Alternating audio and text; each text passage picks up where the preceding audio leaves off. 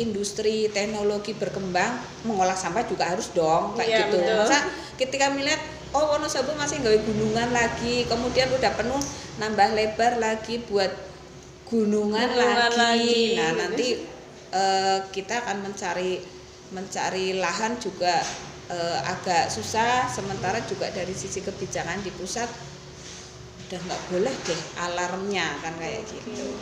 Tapi kalau di TPA Wonorejo itu Bu maksimal sampai menampung berapa ton sih Bu? Kalau per kakak rata-rata sampah yang dihasilkan maksimal adalah 2 kilo. 2 kilo. Kakak 2 kilo. Iya. Jadi setiap hari iuran sampahnya itu hanya 220. Per harinya itu 60 liter solarnya. Jadi kalau 1 tahun itu kisaran 458 juta. 458 hanya juta. Untuk BBM eksanya. Dan itu setahun. Okay. Kemudian maintenance per tahunnya juga kisaran 200. Kemudian ada tenaga, di sana ada 29 orang. Ini kalau per tahun kisaran 522 juta.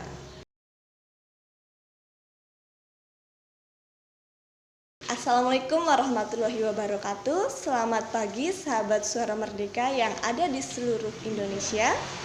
Hari ini kita kedatangan tamu spesial dari Kepala Dinas Lingkungan Hidup, yaitu Ibu Endang Listianisi. Selamat pagi Ibu. Selamat pagi juga.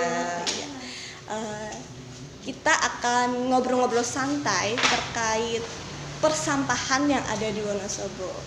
Di mana Wonosobo itu sebagai kota wisata, tetapi di balik wisatanya itu pasti ada sisi negatifnya, yaitu seperti sampah. Sampah itu kan memang jadi permasalahannya umum.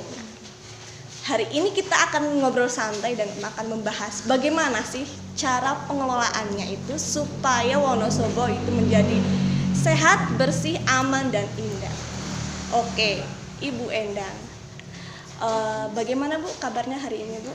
Alhamdulillah di pagi hari ini baik-baik saja, sehat, semoga Mbak Kina dan Mbak Vina juga. Oke, iya. Ibu Endang ini hari ini sebenarnya libur ya Bu, tapi menyempatkan untuk datang ke sini. Iya. Terima kasih sekali waktunya. Iya, sama-sama. Oh iya Ibu, seperti temanya hari ini kan ngobrol tentang persampahannya Bu. Bisa dijelasin Bu persampahan masalah di Wonosobo itu gimana sih Bu? Tantangannya itu seperti apa kalau untuk Bu Endang sendiri? Oke. Kalau bicara sampah itu sebetulnya merupakan satu kesatuan dari suatu kegiatan. Kalau kita bicara pembangunan, yaitu satu kesatuan di dalam pembangunan itu. Ketika kita bicara kegiatan pariwisata, pasti akan ada sampah. Kegiatan UMKM, industri, semua juga pasti akan berakhir di sampah. Makanya bagaimana ketika kegiatan ini, pembangunan ini dilaksanakan harus bersinergi. Artinya terhadap perencanaan pelaksanaan yang akan dicapai juga harus ada keseimbangan terkait penyiapan pada pengelolaan sampah. Nah, kalau kita melihat tadi potensi Kabupaten Wonosobo tempat pariwisata, kemudian pertanian, industri pertanian ataupun industri yang lainnya. Nah, ketika pondasi pengelolaan sampah bisa terbangun secara baik, secara beriringan, nanti ke depannya otomatis tidak akan menjadi kendala. Seperti kejadian yang sekarang marak di beberapa kabupaten yang sampah kemudian TPA-nya sudah tidak muat, sementara sistem kolaborasinya juga belum terbangun. Ibu kan tadi Ibu kan juga mengatakan ya kalau Wonosobo itu sebagai desa wisata dan juga desa pertanian ya Bu. Bu, kalau di Wonosobo sendiri itu penyumbang sampah terbanyak itu dari apa ya, sampah plastik apa sampah apa ya, kayak sampah pertanian gitu Bu? Oke. Prosentase sampah organik itu di Wonosobo 60-70%. Selebihnya 40, 30, 40 itu anorganik. Iya. Jadi kalau di tempat wisata biasanya justru lebih banyak yang anorganik gitu. Oke. Berarti masih banyak di Wonosobo itu masih banyak yang organik ya Bu tadi 60-70 itu. Iya, Ya, betul. berarti memang sebenarnya masih bisa diolah ya Bu ya untuk yang bermanfaat itu. Nah Bu itu nanti kalau yang anorganiknya itu kira-kira jumlah sampah yang dihasilkan oleh masyarakat Wonosobo itu setiap harinya berapa Bu? Oke. Tadi kaitan organik dan organik di sini, kemudian bagaimana pengelolaan sampah? Karena sampah itu adalah hasil kegiatan dari diri kita. Maka sampahmu tanggung jawabmu, sampahku tanggung jawabku. Nah, kemudian ketika ada penerapan itu, maka yang harus dipegang bagaimana melakukan pengurangan sampah, kemudian pemanfaatan ataupun penggunaan kembali. Nah, misalnya pengurangan baik itu di kegiatan aktivitas usaha, pariwisata dan yang lainnya, seminimal mungkin pemanfaatan sampah. Kemudian pemilahan, kalau yang organik ya diusahakanlah untuk rumah-rumah yang ada lahannya dan sebagainya membuat JSO, jugangan sampah organik, Jadi organiknya nggak usah dikirim ke TPA, ngapain kayak itu berbiaya, ngetek BBM dan yang lainnya. Coba kalau buat jugangan saja, khususnya yang rumah-rumah yang ada lahannya lah kayak gitu. Nah, kemudian anorganiknya dikurangi dengan bank sampah. Alhamdulillah di Wonosobo yang terdata itu untuk RT RW bank sampah kisaran 400 lebih. Oke, 400. Iya. Nah, jadi ketika ada yang termanfaatkan itu udah dikurangi di bank sampah, kemudian residunya baru diantar. Nah, ini adalah bicara konsep yang kadang-kadang untuk melakukan pemberdayaan dianggap berat. Tetapi ketika sudah sampai kepada individu dan masing-masing individu, oh ini sampahku, aku harus bertanggung jawab dengan sampahku, saya kira itu juga bukan menjadi suatu hal yang mustahil kayak gitu. Demikian juga dengan usaha-usaha pariwisata. Kita berharap perekonomian Kabupaten Wonosobo tetap berkembang pesat. Ketika wisatawan yang datang pulang membawa kenangan yang indah. Di Wonosobo itu memang indah loh. Iya. Karena di sana kaitannya kebersihannya juga terjaga. Nah, pasti kemudian juga ramah dan yang lainnya akan menjadi kesatuan yang bagus karena di sini dengan pariwisata ekonomi penyerapan dari hasil usaha pertanian dan lainnya juga otomatis meningkat. Oke. Berarti tapi kalau yang JSO ya Bu ya? JSO. Oh ya, JSO itu sudah berjalan belum Bu? JSO jugangan sampah organik beberapa sudah kan JSO bisa juga bentuknya biopori bisa kayak gitu. Jadi beberapa masyarakat itu sudah melakukan seperti itu. Sebetulnya itu adalah tinggalan nenek moyang kita ya. Kita salut dengan nenek moyang kita bagaimana menyelesaikan sampah di otonomi keluarganya. Dengan adanya CSO, kemudian baru yang anorganiknya juga diupayakan ditangani sendiri. Lah yang residunya lah saat ini lah kita silahkan ke TPA. Berarti TPA itu hanya residunya ya Bu? Iya. Tapi ada nggak Bu yang kayak organiknya juga ikut dibawa ke sementara ini ya? Masih ada. Sementara ini ya. Kita sudah melakukan upaya, bahkan kita juga menerima masukan kritikan dari warga. Bu Endang, sebaiknya sampah dipisah. Tapi ketika sampai di TPA kan dijadikan satu. Kita mengagendakan nanti ada wilayah yang khusus organik, desa-desa yang memang organiknya udah tercampur, yang tidak tercampur nanti ada area tersendiri. Tetapi ketika di desa sendiri sudah ada pengurangan, maka ketika sampah masuk ke TPA melewati jembatan timbang, otomatis di sini beban dari warga untuk membayar retribusi kaitan pengelolaan sampah yang ada di TPA itu kan jadi ringan. Ada nggak sih Bu kayak contoh desa yang sudah menjalankan CSO Bu? Jugangan sampah organik kemarin kita di wilayah kota ada. Oh, di wilayah kota, sudah ada. Di desa juga ada. Saya mengambil wilayah kota ada itu di belakang SD Sudagaran ya, daerah itu kan perkotaan ya. Kemarin kebetulan menjadi salah satu titik pantau dari Adipura. Oh, itu jadi Nah, salah satu iya, pantauan kenapa ya. saya ambil contoh yang kota? Yang kota aja bisa loh. Iya, betul. Apalagi kalau yang desa ya otomatis Terbiasa gitu Iya, ya. terbiasa Iya. itu. Petani-petani banyak ya di desa ini. Petani-petani Ya. biasanya yang organik dibawa ke ladang, kemudian dipupuk, dibuat pupuk kompos Iya. kayak gitu. Oke. Bu, terus untuk faktor utamanya di Bu, kayak untuk penyebab permasalahan sampah di Wonosobo yang menjadi kompleks itu sebenarnya apa sih Bu, kalau saya boleh tahu? Kalau yang utama itu kan bagaimana di setiap warga mengupayakan pengolahan sampah. Kemudian kami yang di dalam Perda harus menyiapkan tempat pemrosesan air sampah, di TPA kita juga harus mengelola gitu. Jadi kita bersama-sama tidak membangun gulungan sampah gitu. Apalagi di Wonorejo itu kan kota sudah mendekati ya. Kalau dulu mungkin posisinya jauh karena dulu itu kan dikonsep hanya untuk satu kawasan kota. Sekarang sudah sampai desa. Nah, di sini juga kami harus mengelola TPA Wonorejo sebaik mungkin sesuai jadwal yang sudah kita buat, baik penyemprotan lalat, kemudian sanitary landfill dengan penutupan tanah. Karena sekitar 300 meter itu sudah pemukiman. Jangan sampai warga yang pemukiman juga Terkena dampaknya ya Bu ya? iya gitu. Oke, tapi kalau untuk tingkat kesadaran masyarakat Wonosobo Bu untuk apa ya, mengolah sampah mereka itu, kalau menurut Bu Endang seperti apa Bu tingkat kesadaran masyarakat? Tingkat kesadarannya sudah baik karena di sini kita harus bareng-bareng ya. Iya.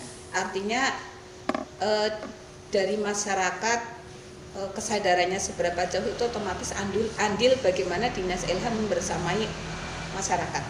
Kita bareng-bareng juga dengan penggiat lingkungan, ada Bank Sampah Induk Wonosobo yang tersebar di 15 kecamatan di desa, kemudian juga kita kerjasama dengan PKK, dengan Apel, dengan Dieng Bersih, GRC, gitu. Kaitannya ayolah kita mengelola sampah, karena sampah itu menjadi tanggung jawab kita masing-masing. Iya benar, jangan sampai kayak apa ya, sampahmu menjadi masalahmu terus nanti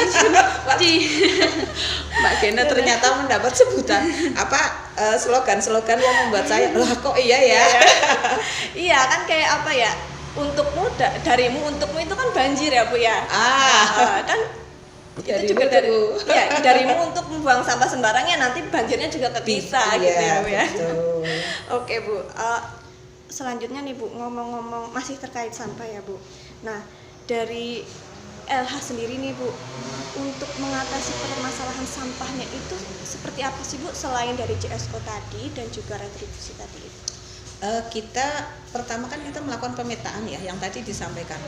Sampahnya Wonosobo paling banyak mana sih? Pertama tempat pusat wisata, kawasan Kejajar dan Garung. Kemudian pusat usaha atau bisnis itu di kawasan pasar. Kayak misalnya di Wonosobo, Kertek, Sapuran, Wadas Lintang. Kemudian kawasan pendidikan. Nah, kawasan pendidikan di Mojo Tengah. Nah, Mojo Tengah itu juga kepadatan penduduknya cukup lumayan. Iya, Nah, di situ penghasil sampahnya juga cukup banyak.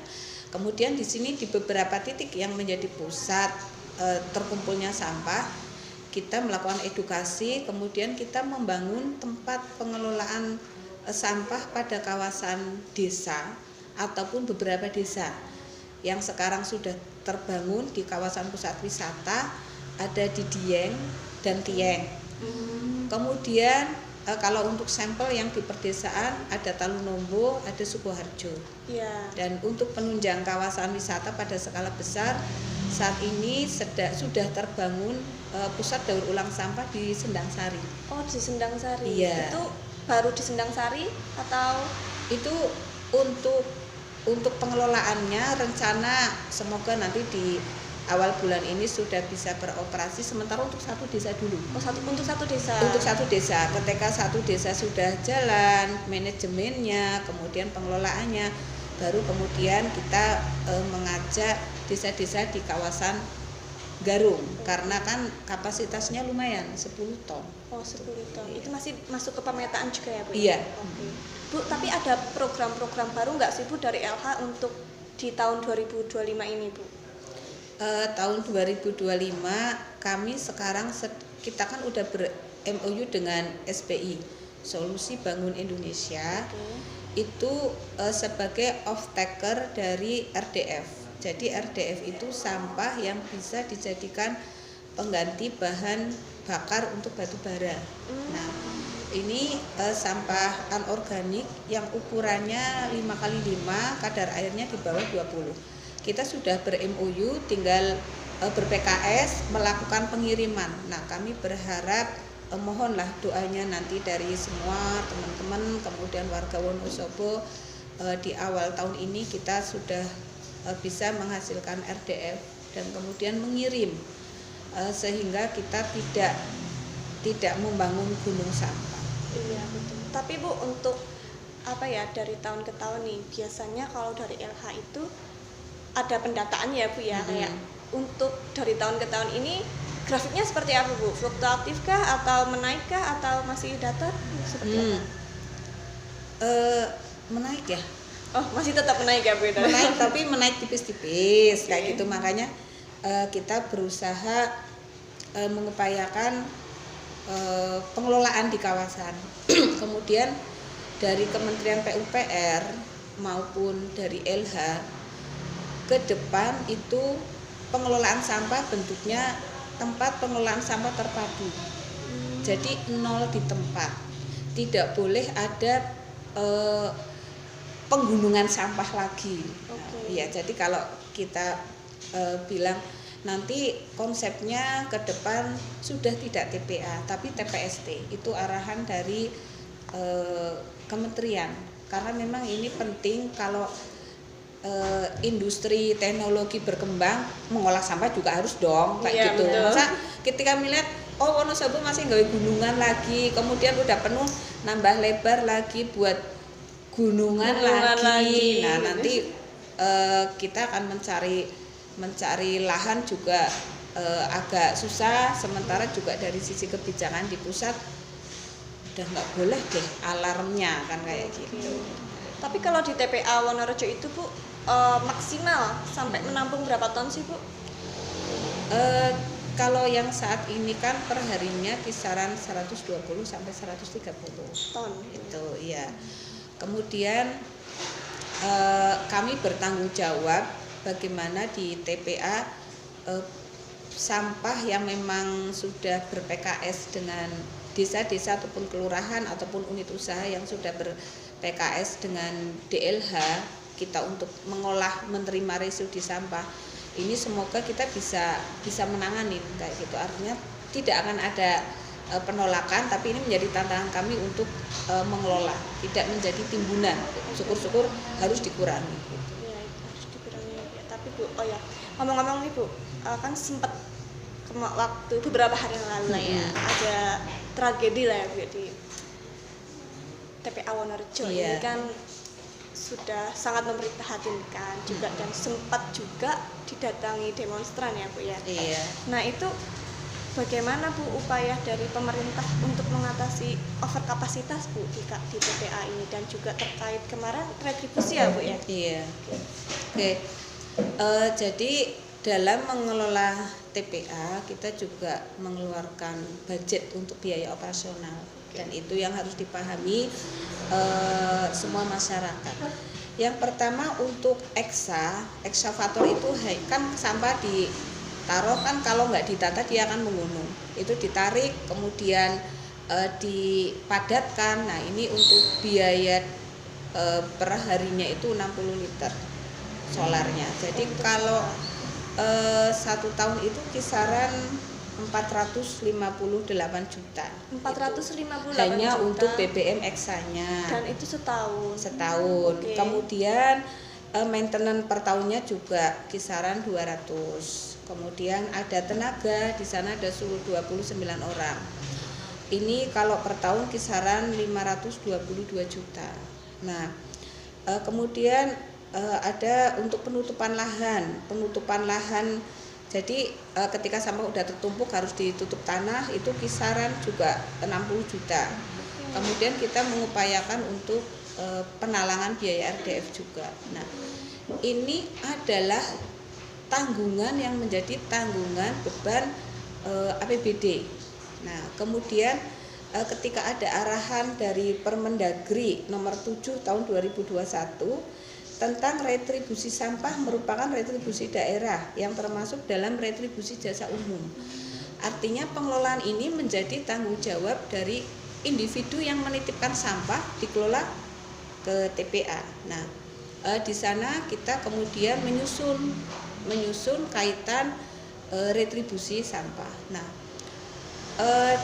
keputusan dengan rapat waktu itu dengan DPRD, subsidinya adalah 50%. Oke. Nah, kalau tidak tersubsidi itu dari hitungannya itu Rp220 per kilogram. Nah, itu jadi 110. Kalau per KK rata-rata sampah yang dihasilkan maksimal adalah 2 kilo. Oke. 2 kilo. Kakak 2 kilo. Iya. Ya, Bu, ya. Jadi setiap hari iuran sampahnya itu hanya 220. Setiap hari 220. 220. Kalau nggak disubsidi ya Bu ya itu. Enggak, itu disubsidi karena kan sudah. sekilonya 110. Oh ya. Karena seharinya 2 kilo 220. 20. Kemudian kalau 1 bulan berarti 6.600. Tinggal ditambahkan biaya BBM dan tenaga angkutan yang ke TPA. Itu yang menjadi tanggungan dari penghasil sampah tadi. Nah, harapannya nanti ketika pengelolaan sampah ini kemudian dari retribusi sudah bisa mencukupi minimal 50% lah. Ini kan kita pembangunan yang lain bisa berjalan lebih baik. Oke, betul Bu. Tapi Bu, ini kan ada subsidi dari pemerintah 50% ya Bu. Iya. Itu kalau dari menurut pemerintah apa ya? Itu sudah termasuk besar atau masih kecil Bu? Subsidi 50% itu Bu? Itu adalah subsidi untuk keseimbangan ya, keseimbangan. Artinya ketika kita kan udah ada desa-desa juga yang mengelola sampah secara mandiri, kayak di Talunombo, Sukoharjo, Dieng dan Tieng.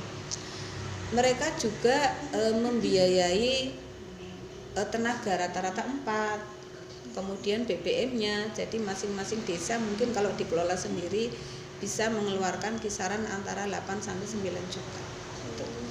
Nah, subsidi ini subsidi angka yang kemudian dari Pemda ya, untuk tanggung jawab dari Pemda untuk membantu yang menjadi kewajiban dari penghasil sampah 50%. Memang sudah apa ya, tengah-tengahnya gitu ya. Iya. Itu ya sudah itu. Tapi untuk tadi retribusinya itu memang sudah ada rumus perhitungannya sendiri ya Bu? Sudah ya? ada. Itu sudah ada aplikasi yang dari Kemendagri. Jadi ada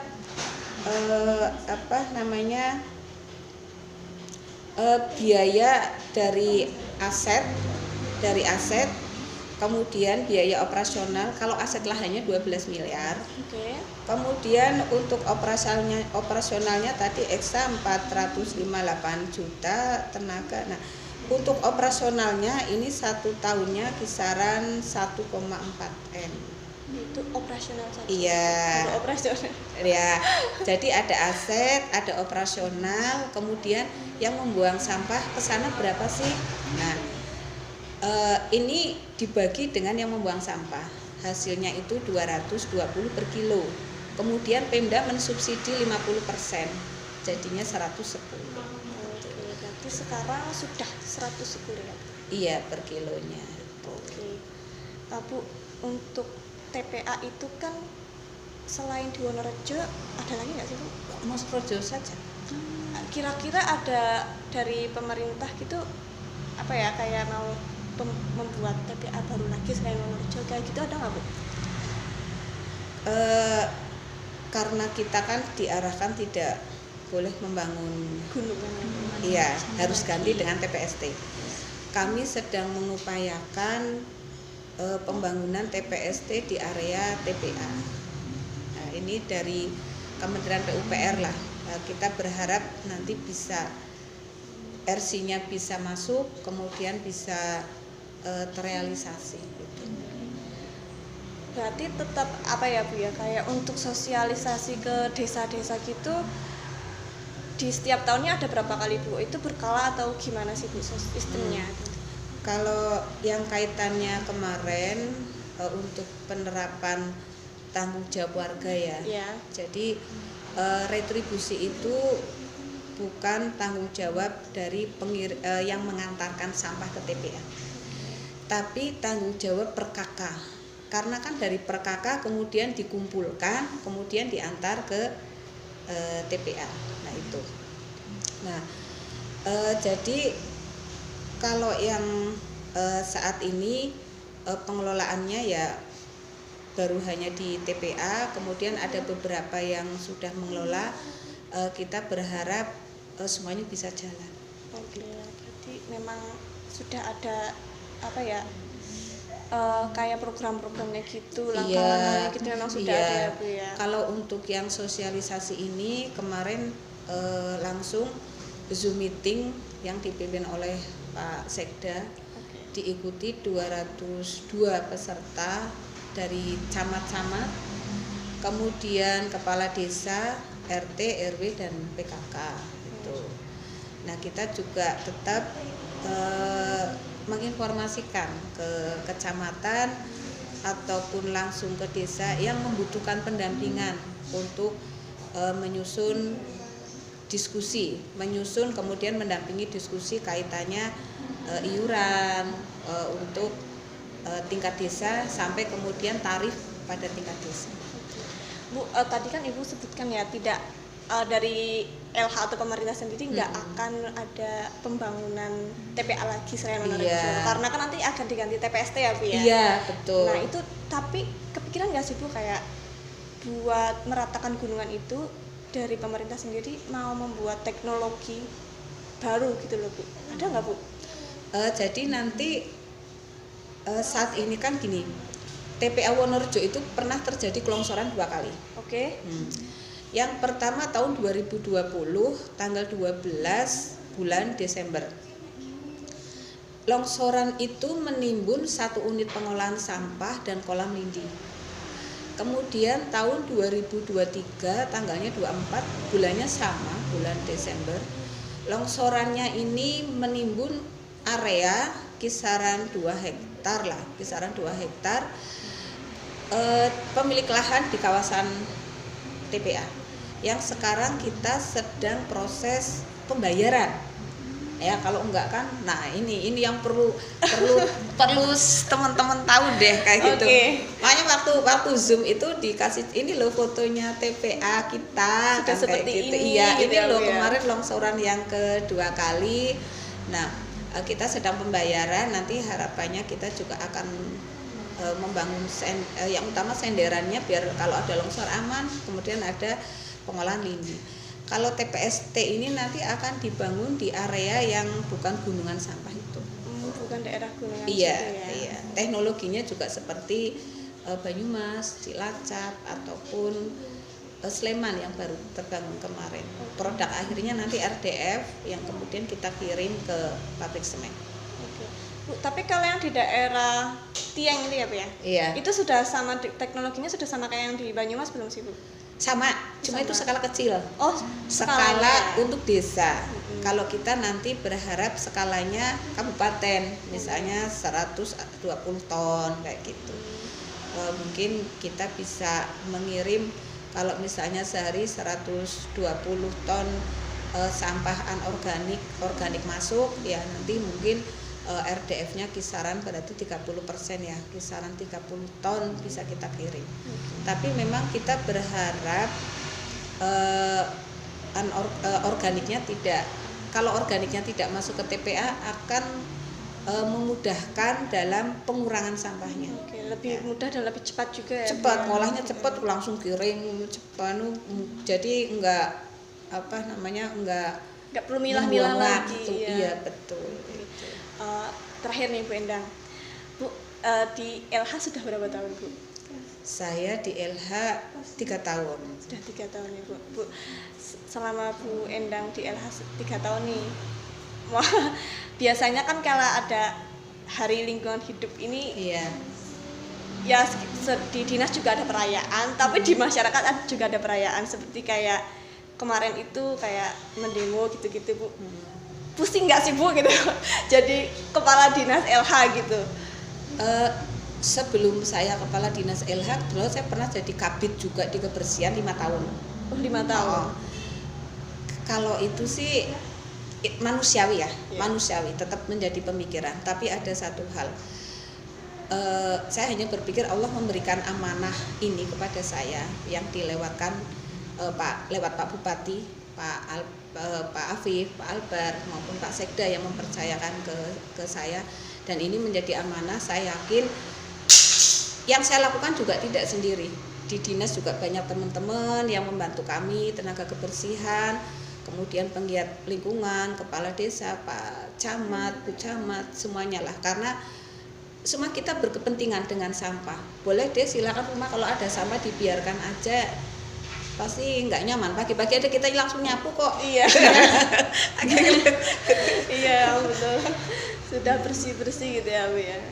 Tapi kalau dipikir-pikirnya Bu, kayak di antara kepala dinas-dinas yang lain tuh kayak yang sering pasti itu tuh mesti dinas LH gitu. Makanya saya ini Bu Endang pusing apa enggak ya tiap tahunnya ini kalau ada hari lingkungan hidup pasti selalu diserang kayak gitu Bu. Iya, ya tadilah kayaknya hidup itu memang berwarna ya. Iya. Hanya tinggal kita ikhlas. Bahkan kemarin pas hari lingkungan hidup itu kita kan bareng-bareng sama teman-teman penggiat lingkungan. Nah, saya juga nggak bisa kan mengerem ide-ide kreatif teman-teman dan pandangan teman-teman yang muda dan dia yang memahami lingkungan. Ketika main ke TPA langsung, wah ini TPA jadi perhatian khusus. Aduh, aku waiki, wes Bu, ini gini. Terus saya minta izin Bu, saya mau masang di Ngasinan. Terus barangnya udah jadi, oh iya, saya coba gitu aja udah. Ini TPA kita darurat nih, pencemarannya gini nih, karena ya dari kritikan itu justru menjadi masukan kami untuk memperbaiki secara bertahap lah dengan DPRD, dengan pengambil kebijakan yang lain. Gitu. Tapi pernah nggak sih Bu, Bu Endang ini kan sebagai kepala dinas ya Bu, awalnya kepala dinas LH gitu. Kayak misalnya Bu Endang nih makan sesuatu terus kayak aduh nggak ada tempat sampah nih, kayak mau buang sampah tuh, oh iya aku kan kepala dinas LH masa mau kayak gini, sempat kemiran kayak gitu nggak Bu? Betul. Bahkan kalau lagi makan permen, aduh jangan-jangan aku ada yang memakai, langsung saya masukkan ke sini yo, kepeksone ya udah tak bawa. Tapi saya pernah punya cerita waktu belum jadi Kadin LH ya, waktu itu saya di pariwisata, dilalah bareng sama orang Malaysia, dia pendaki juga. Kemudian saya lihat, ya saya terinspirasi, beliaunya nyimpen plastik dan semuanya dikeluar kayak gitu. Terus yuk di sini nggak ada tempat sampah, nanti biar saya buang di tempat sampah yang ada. Nah ini bagus. Nah di kesempatan ini juga kami sampaikan bahwa di jalan trotoar itu kita ada tempat sampah hanya untuk tempat sampah warga sekitar, bukan pejalan kaki, karena kan juga pejalan kaki makan sambil jalan juga nggak sopan kan. Iya. Nah, jadi kalau lagi sedang, karena kota kita kota wisata, kita harap juga wisatawan bisa menikmati malam hari yang bagus, kuliner yang bagus di Jalan Ayani, kemudian di alun-alun dan yang lainnya. Kami juga mengingatkan, kami menaruh beberapa titik tempat sampah, tapi memang tidak berdekatan karena menjaga yang namanya budaya bersih dan kesopanan. Oke Bu, statement terakhir nih Bu, harapannya Bu untuk warga Wonosobo atau khususnya Wonosobo nih Bu sebagai daerah wisata seperti apa Bu? Ya saya kira mari kita mencintai kota Wonosobo tercinta ini dengan menjaga kebersihan dan keindahan pada kondisi apapun, pada keberadaan kita dimanapun dengan cara kita yang kita mampu. Oke, jadi seperti itu ya Bu ya, Iya. pesannya untuk masyarakat Wonosobo dan juga para wisatawan Wonosobo yang berkunjung ke Wonosobo, yang memang notabene itu Wonosobo sebagai daerah wisata ya Bu ya. Betul. Jadi tinggalkanlah kenangan yang manis gitu. Jangan meninggalkan oleh-oleh seperti sampah ya Bu. Betul. Ya, Bu. Kayak buat kenangan yang indah atau menarik di Wonosobo ini jadi biar terkenang selalu ya Bu ya. Betul. Oke, sahabat Suara Merdeka, sudah berakhir bincang-bincang santainya dengan Kepala Dinas LH yang sangat tangguh menghadapi segala kritikan dan protesan dari masyarakat Wonosobo ini, dan juga beliau telah menyampaikan pesannya untuk para warga masyarakat Wonosobo, nggak cuma Wonosobo aja, cuma semua masyarakat yang ada di Indonesia ini. Buanglah sampahmu, jangan sampai sampahmu menjadi masalahmu. Seperti itu ya Bu. Iya. Oke, sudah kita akhiri untuk bincang santai hari ini. Wabillahi taufiq wal hidayah. Wassalamualaikum warahmatullahi wabarakatuh. Sampai Waalaikumsalam. jumpa.